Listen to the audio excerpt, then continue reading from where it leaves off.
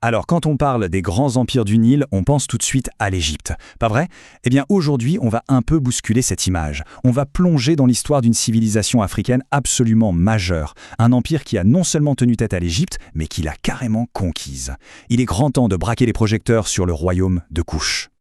Oui, oui, vous avez bien lu. Des pharaons et des pyramides au Soudan. L'image classique, c'est l'Égypte. Mais si je vous disais que le pays qui compte le plus grand nombre de pyramides au monde, ce n'est pas l'Égypte, mais bien son voisin du Sud, le Soudan. C'est le premier indice, et quel indice qui nous met sur la piste d'une histoire absolument incroyable. Nous voilà donc en Nubie, sur les terres de ce fameux royaume de Kouch.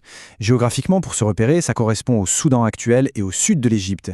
Et attention, on ne parle pas d'un petit royaume secondaire. C'était une véritable puissance qui a été tour à tour la rivale, la partenaire commerciale et même, on va le voir, la maîtresse de l'Égypte. Allez, c'est parti, on remonte le temps. L'histoire de Kouch est d'une longévité à couper le souffle. Pensez-y, presque 3000 ans d'existence.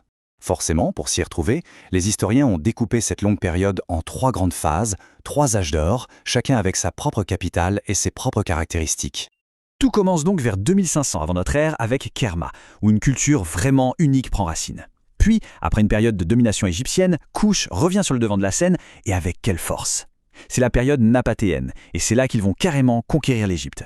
Enfin, le centre du pouvoir se déplace plus au sud, à Méroé. Et là, c'est l'apogée, un véritable âge d'or culturel et économique. C'est vraiment une histoire de résilience et de puissance. Et c'est là que l'histoire devient absolument fascinante. Pendant un temps, les rôles sont complètement inversés. Imaginez la scène. Les anciens dominés deviennent les maîtres.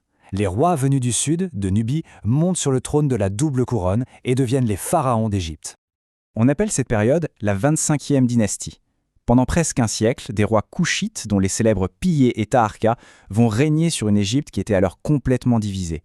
Et ils ne se voient pas juste comme des conquérants, non, pour eux, ils sont les restaurateurs de la vraie foi, les gardiens des traditions égyptiennes ancestrales. Ils ont réunifié toute la vallée du Nil, du cœur de l'Afrique jusqu'à la Méditerranée. Ce qui est passionnant, c'est de voir à quel point leur vision du pouvoir était différente. Si on schématise un peu, beaucoup de pharaons égyptiens du Nouvel Empire étaient obsédés par l'expansion, la gloire, la construction de monuments toujours plus grands. Les pharaons kouchites, eux, se présentaient plutôt comme des puristes, des conservateurs.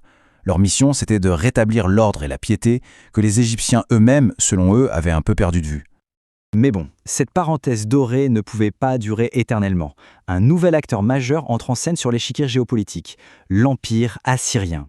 Et les Assyriens, ils ont un avantage technologique non négligeable, des armes en fer. Face à eux, l'armée kouchite est finalement repoussée vers le sud, contrainte d'abandonner le trône d'Égypte. C'est la fin de leur règne sur les 2 terres. Mais attention, la perte de l'Égypte ne signe pas du tout la fin de Kouch, bien au contraire. C'est peut-être même une chance. Cet événement marque le début d'une nouvelle ère, sans doute la plus originale et la plus brillante de leur histoire, avec une nouvelle capitale bien plus au sud, Méroé. Déplacer la capitale à Méroé, c'était un coup de génie. D'abord, ça les mettait à l'abri des ambitions de leurs voisins du Nord. Et surtout, ça les rapprochait des routes commerciales transafricaines et d'immenses gisements de minerais de fer. Ce déménagement va permettre à la culture kouchite de s'épanouir comme jamais et de forger une identité encore plus singulière.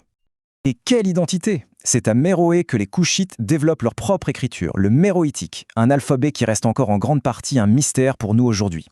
Le royaume devient aussi une superpuissance industrielle grâce à ses forges de fer. Et, fait assez remarquable pour l'époque, les femmes y occupent une place centrale. On parle des Candaces, des reines guerrières et des reines mères qui exerçaient un pouvoir immense. Leur art et leur architecture, c'est un mélange incroyable d'influences égyptiennes, grecques, romaines et purement africaines. Et l'héritage qu'ils nous ont laissé est tout simplement spectaculaire. Les pyramides de Méroé, par exemple. Il y en a plus de 200. Elles sont plus petites, plus pointues que les pyramides égyptiennes. C'est un style vraiment à part.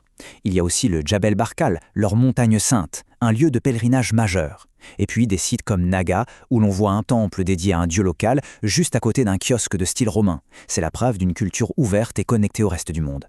Mais voilà, comme tous les grands empires, celui de Kouch a aussi connu son déclin. Et sa chute, ce n'est pas le résultat d'une seule grande bataille ou d'une catastrophe. C'est plutôt une accumulation de facteurs, ce qui rend la fin de Méroé une sorte de grand puzzle pour les historiens. Le déclin a été lent, progressif. Pendant ces derniers siècles d'existence, la puissance de Méroé s'est peu à peu effritée. Et puis, au cours du IVe siècle de notre ère, le royaume disparaît tout simplement des radars, il s'efface des archives historiques. Alors, que s'est-il passé? Eh bien, c'est un cocktail de plusieurs facteurs.